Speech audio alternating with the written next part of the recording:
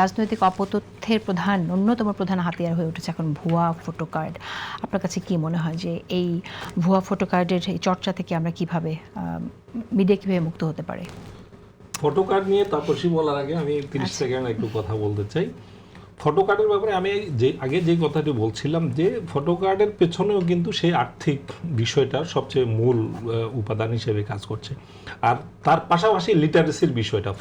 ভুয়া photo card বিশ্বাস করছে কারা? লিটারেসির জায়গায় যাদের সমস্যা আছে তারা।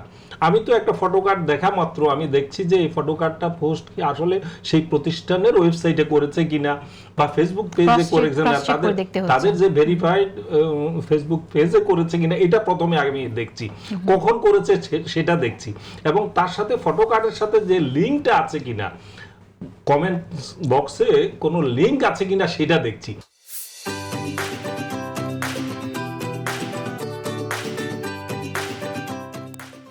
এই তিনটা বিষয় যদি একজনের যাচাই করে তারপরে ফটো কার্ডটা বিবেচনা নেয় তাহলে কিন্তু কোনটা ভুয়া কোনটা আসল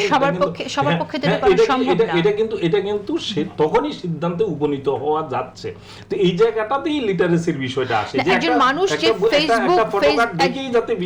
যে ফেসবুক ব্যবহার করতে পারে সে নট নেসেসারিলি সেই লিংকে গিয়ে ওয়েবসাইটে গিয়ে গুগলে সার্চ করে দেখে আসবে যে ওটা আসলে জেনুইন কিনা তথ্যটা। এটা একটু আমাদের সবার জন্য ডিফিকাল্ট। জেনুইনের জায়গাটাতে যেগুলো মেইন স্ট্রিম মিডিয়া বলেন বা নির্ভরযোগ্য মোটামুটি বিশ্বাসযোগ্য মিডিয়া, তাদের ফটো কার্ডের সাথে অবশ্যই লিংক থাকবে। লিংক ছাড়া কোনো ফটো কার্ড পোস্ট করে না, এটাই একটা মানদণ্ড।